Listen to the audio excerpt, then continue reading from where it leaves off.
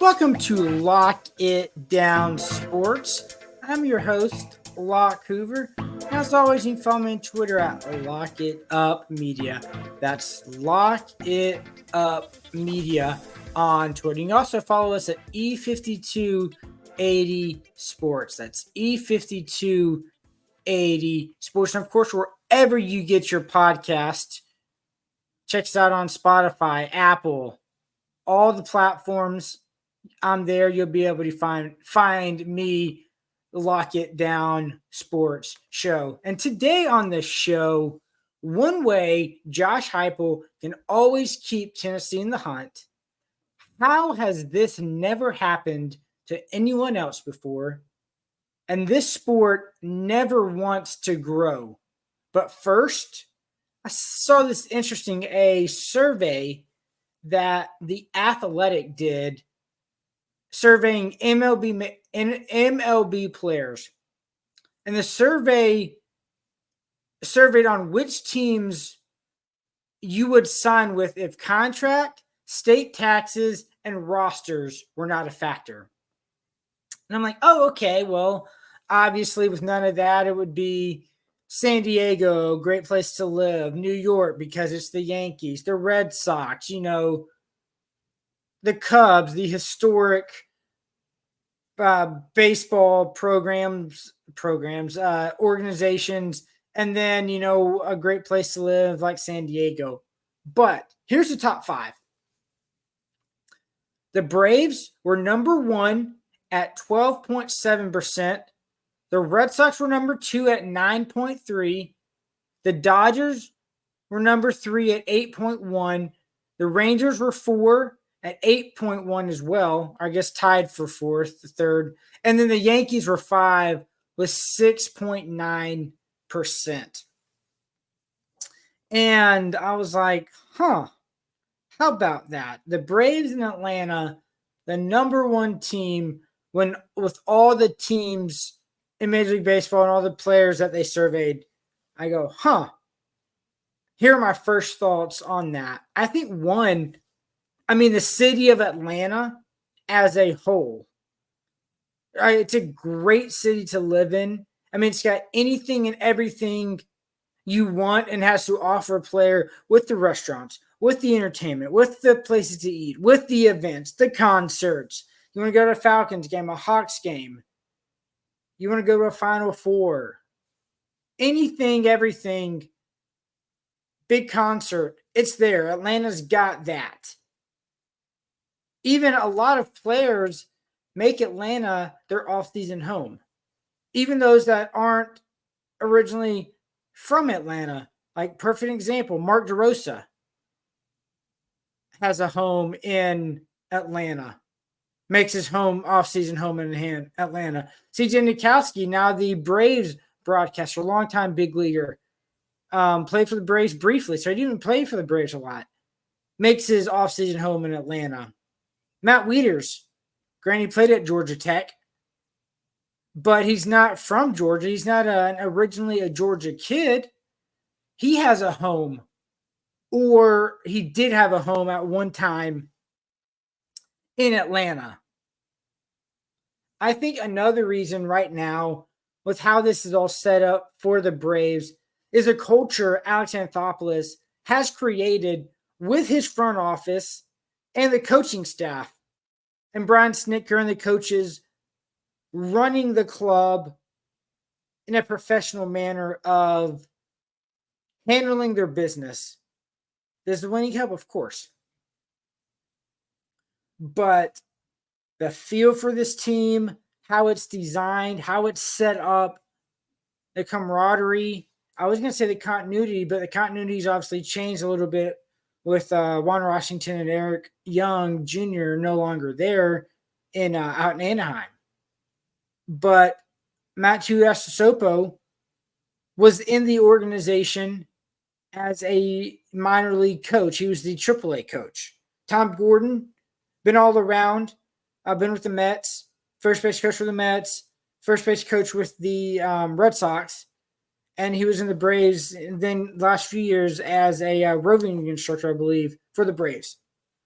Good baseball man as well, but Alex Anthopoulos, the front office, and Brian Snicker at the helm.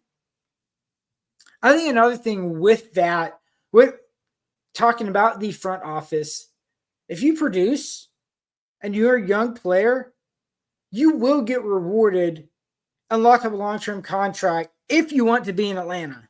I mean, we've seen that numerous times.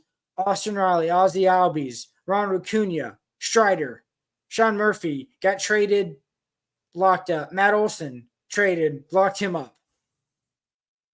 Young core there if you want to be.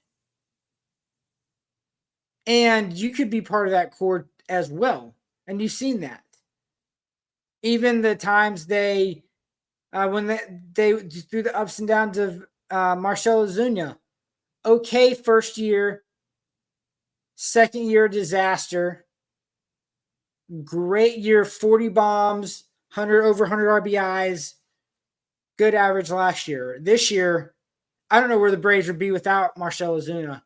The way he's carrying this team and producing, he's loved in the clubhouse. He's always been a good clubhouse guy. Even back when he was with the Marlins, I saw him in there. A great clubhouse guy. So that's never been an issue. That culture that the Braves have created. And part of that culture is also the winning currently, and the winning tradition. I don't have to tell you about the 15 titles, Maddox, Glavine, Smoltz, Chipper Jones, guys like that.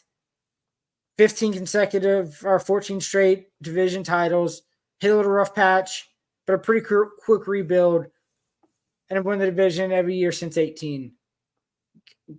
They might lose that this year, that division, but they probably should still get in the postseason as a wild card if they don't come back on the Phillies. Still a long season, still a lot of games left for sure.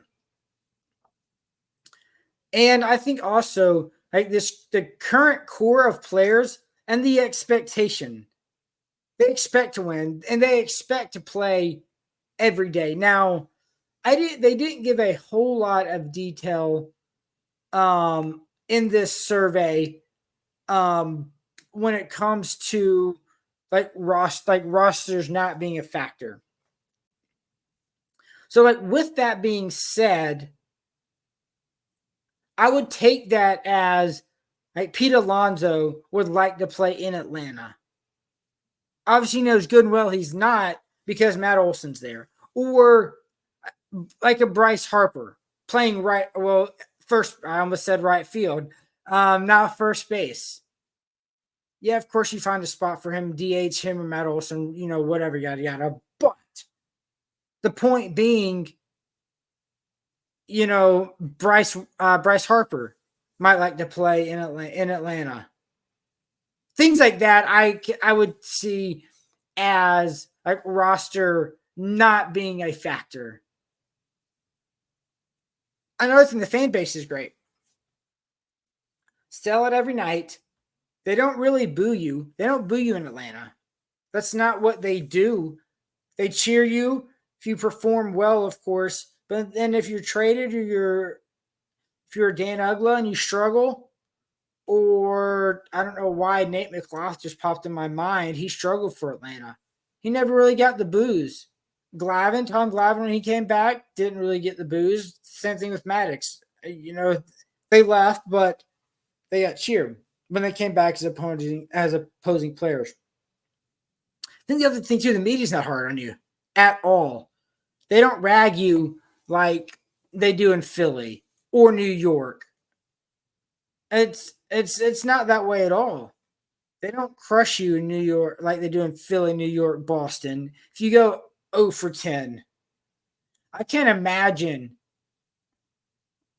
what Philly or Boston or New York would be saying about an Austin Riley right now. Yeah, he's getting some criticism in Atlanta outside of, hey, dude, he needs to play better. He knows that. Everybody knows that. And they need him to. He's one of their cornerstone guys, franchise guys, 10-year contract. He has to play better. They need him to play better. Everybody knows that. But He'd be getting crushed right now in Philly. Doesn't matter. He'd be getting absolutely crushed. Now, I figured, like I said, this surprised me a little bit, this poll as a whole. I figured New York or Boston would be one or two, just considering the history of all of those teams, the ballpark, and just like their club's willingness to spend money. You know, New York's not afraid to spend money. Boston's not afraid to spend money when it's, when it's their guys or their players, or they've got Juan Soto right there. They're generally spending that kind of money to go lock up guys. I think, like, if all those factors were in play, I think the survey would be a little bit different for a few reasons. I think one, currently there's not a lot of open holes in Atlanta because where are you playing? First, second, third, home plate, right field, center field, all locked up. All locked up. Shortstop, they could go upgrade to shortstop. Right or left field, upgrade in left field. That's it. There's no other players that aren't locked up outside of shortstop and left. Now, backups, yeah, a backup outfitter, of course, on this team currently, like the Adam Duvall, Jared Kelenic, platoon, lefty righty, outfield. That's different. And then, of course, you'd always take a stud starting pitcher. There's always room for one of those on a roster, of course. Outside of that, where are you playing? It's a good situation to have, and it's a very interesting. It surprised me a little bit about the Braves being number one. Now, this has kind of surprised me a little bit as well. And that's Josh Heupel and what he's been able to do in Knoxville on the recruiting front. And he's been able to do one thing really well that has and will give Tennessee a chance to continue to be relevant in the hunt for the postseason. The postseason, obviously, the playoff, and potentially winning a championship. First, he's 27-12 in 3 years in Knoxville. And all that's been with good talent, but not very much elite top-end talent. Yeah, he's had some good recruiting classes, but not elite recruiting classes. But like I said, what's the one thing he's been able to do that's given Tennessee a chance? That's the guy behind center. That's the quarterback. Just look at this. Let me walk you through this here. So his first year, 2021, you're a 4-star kid, Caden Slayton, out of a 4-star guy. Cool. All right, you got your 4-star recruiter, 4-star recruiting quarterback in that class. You know, he might be your guy in a year or two. Not so fast, not really. He eventually transferred out, and you're like, coming out of a down year, Josh Heupel, quarterback guru, offensive guy. Why is this 4-star kid transferring out when he has the potential to be, the guy? Well, they also did pretty well in the portal that year by the name of Hendon Hooker. And what a great building block he was for Tennessee and Knoxville. Should have gone to the 14 playoff, would have gone if they didn't give up 1,000,000 yards and 100 points to South Carolina. Defense kind of disappeared completely. That was the year where Tennessee didn't need to be great on defense. They had to be good enough. And 63 wasn't good enough. That was their first year figuring things out, defense and the Heupel offense with Hendon Hooker. But that building block right there shows what you can do in Tennessee's offense under Josh Heupel with the quarterback. So that was 2021. Also in that class, in that transfer class, you had Joe Milton. Ho-hum. I mean, nothing that you hadn't already really seen at Michigan. You can throw it 90 miles an hour, flat-footed, 100 yards, but can't hit it 5 yards slant because he's only got a fastball. You know, he was what he was. But you hit Hooker in that transfer portal. So we go to 2022. Pulls another 4-star, Tavon Jackson. He also ends up transferring, but also had some disciplinary issues. So he transfers out.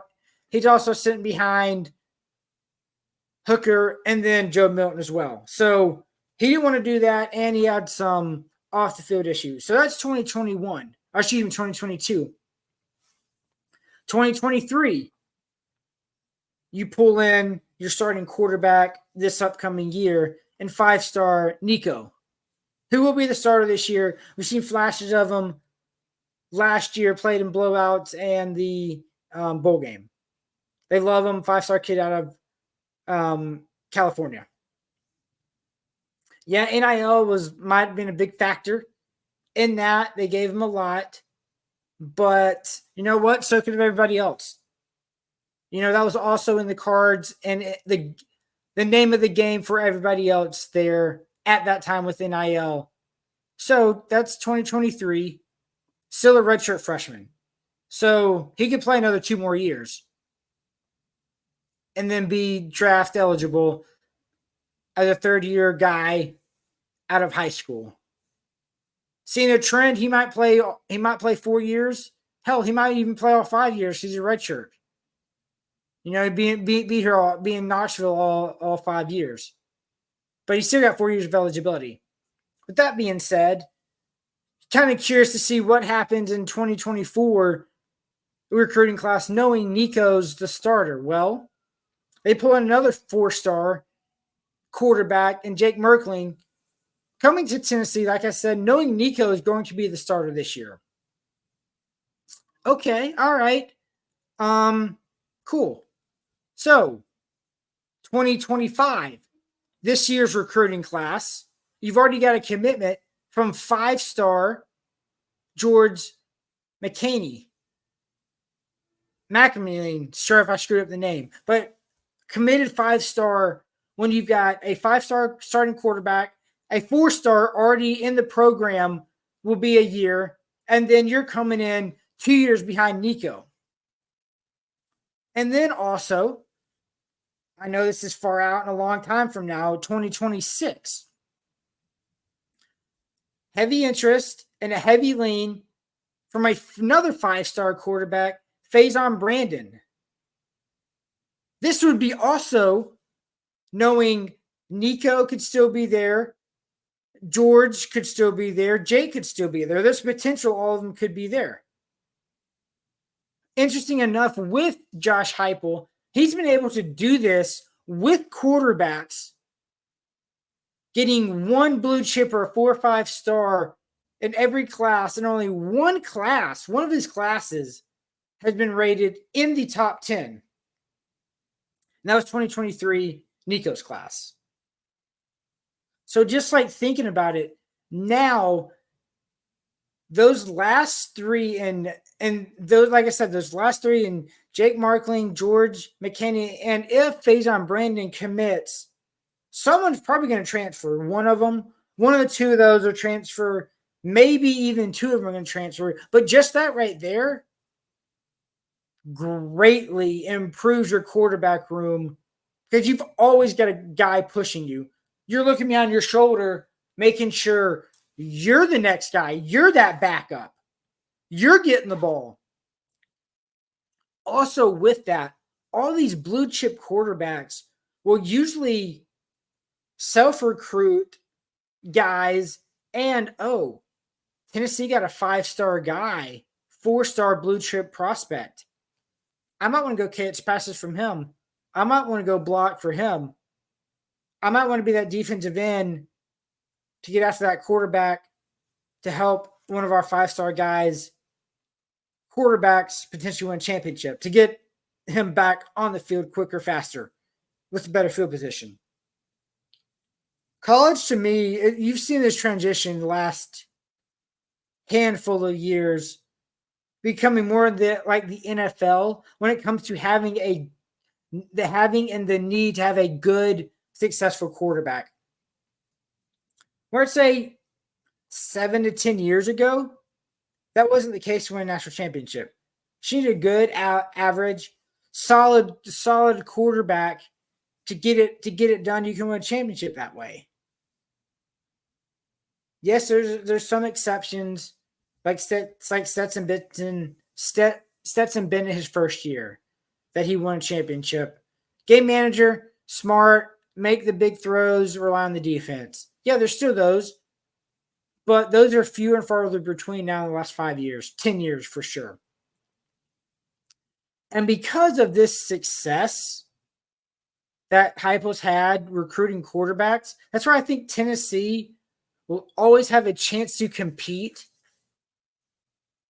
and make the playoffs on a more consistent basis now, especially with the 12 team, and maybe, just maybe, win a championship because you have a dynamic quarterback. Just think, I mean, I know this is a one-off, but as a whole, how bad would that Auburn team have been without Cam Newton?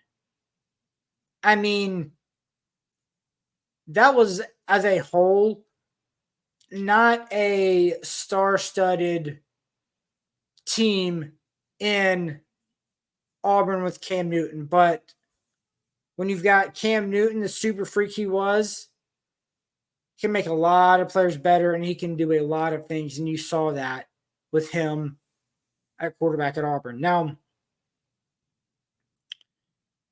something I don't get is I can only come to one conclusion for this. And why is the most marketable player and potential star in the NBA so hated in the name of Caitlin Clark? Like why? Just think about, like, in her handful of games, what's she done for the WNBA? She was able to get them team charter flights. They did it because of her. She was able to get the league charter flights. Also, who would give anybody charter flights when your league or broad strokes, your company has lost $50 million this year? $50 million, and your league has never been profitable ever. And you're subsidized by the NBA. But yet you get charter flights because one player, because Caitlin Clark. Viewership all-time high. Merchandise went up 756%. That's right, 756%. And league pass subscriptions have increased 335%. That wasn't because of Diana Taurasi still. That wasn't because of this next player I'm about to talk about, and Brittany Griner.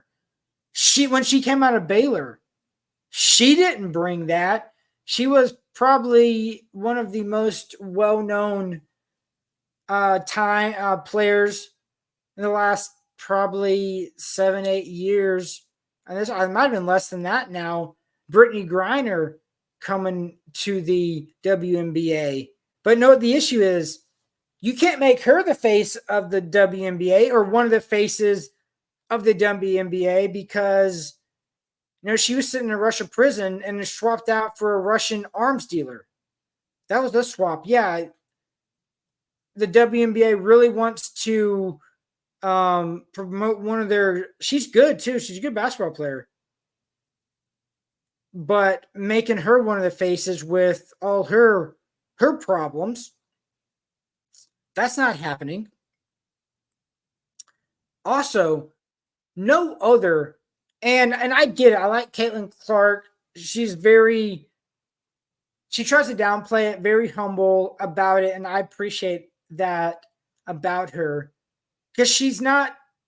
We'll see if she's a great WNBA player. She's off to a good start, but there are also other greats in the WNBA as well that didn't get this attention, didn't get this marketability factor. And Candace Parker, out of Knoxville, out of Tennessee, shall I say, played for the legendary Pat Summitt, one of the first women to dunk a basketball in college. Not the fanfare Caitlin Clark has got. OG, a legend, Cheryl Swoops, Diana Taurasi, all college stars, but haven't drawn the attention as much as Caitlin Clark has. Now, some of that has to do with the big push, the shoving down your throat that ESPN and ESPN2 have done with the women's NCAA basketball tournament and putting some of those games on ABC. Does that help? For sure, but not like this. And I feel like, to me, it's like this big jealousy from these players when it's so wonky. I mean, she single-handedly got you flights, charter flights, has continued to try to grow the sport. Why don't you want to ride this wave with her to help your own personal branding, the WNBA's branding, promote the sport, get more ad dollars, more revenue? Because know what? That only helps you make more money. If you make more money, you don't have to go to Russia and Greece and Australia and China overseas to play another basketball season. You don't have to do that. So, and for example, Michael Jordan's pretty good in college, wasn't he? Why was he never bashed? Never bashed in the NBA. They saw Michael Jordan, they go, this dude's special. We're going to make a lot of money out of him and from him. And guess what? They did. Kevin Durant, star, absolute star in his 1 year. And everyone knew he was a one and done at Texas. So he was known. NBA, boom, still a stud, no bash. And you're like, Locke, why are you talking about just guys? Well, I'll give you a woman for an example. On the women's side, Serena Williams. What has she done and what did she do for women's tennis? Brought it to a whole new level and got people to watch. It helps that she's good, just like Caitlin Clark's good for her sport. For the women's game, eyeballs. I'm not a big tennis fan. I'm watching Serena. Let's see what she does. Let's see what she can do. I'm watching Serena. Is she going to win her 16th major? You know, is she going to win the U.S. Open? Is she going to win the French Open? I mean, yeah, there's eyeballs, which means revenue, endorsements, et cetera, and that filters on down. Another one in the men's game, another individual sport, is a draw, has been a draw, always will be a draw whenever he plays in golf. And I think you know who I'm talking about. And it's not Scotty Scheffler, who's an incredible golfer and on an incredible run. So, of course, it's Tiger Woods. Was a draw, is a draw, still is a TV draw. I don't think any player ever hated Tiger Woods. He brought that golf game, ratings, revenue to a whole new level no one's ever seen before. And he's still a draw. And it's incredible. Absolutely incredible what he's done, what he draws. There's no hate because they recognized and realized this is better for all of us. All of us. It's not the case how they view it in the WNBA, and it's really it's mind blowing to me. But that's what you want to be. Okay, that's fine. Be like that. Don't ever make money. You just got charter flights. Okay. No, you don't want anyone to watch you. That's okay. All right. Then you have to go play overseas in China and Russia and Japan and Australia. Okay. All right. Well, that's what you want. Keep it up. Cool. Now, something I didn't want, and I don't think anybody in America has really wanted this. We're losing a great for a traditional thing, and that's July 4th. The tradition like no other, the hot dog eating contest, as Joey Chestnut can no longer compete in the hot dog eating contest. And he can't compete. Why? Because he's sponsored by Impossible Foods. Impossible Foods, which is, your plant-based product. Who's the hot dog eating contest sponsored by? Nathan's. Because he's got an Impossible Food sponsor, Nathan's like, nope, you can't do that. Which I read that, I go, wow, that's wonky, huh? Like, first off, in any other league, they would never kick out their biggest star. They'd always find a way to make it possible for them to play. Not in the eating world. Secondly, I view it as this. Major League Baseball, NFL, NBA players who don't wear their brand of the uniform would get them expelled, such as a player not wearing Nike and having deals with an Under Armour, with an Adidas, with a New Balance, etc., etc., etc. Oh, you don't have a Nike deal? You can't play. I'm sorry. Like, are you like for real? Especially, not all your stars are Nike guys. Some good ball players, not Nike guys. That's how I view it. And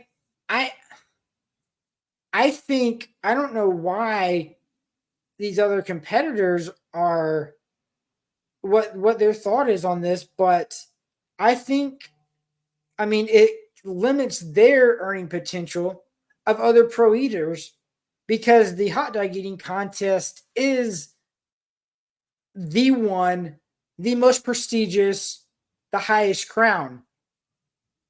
They can't go get sponsorship deals with Impossible Food or any plant-based.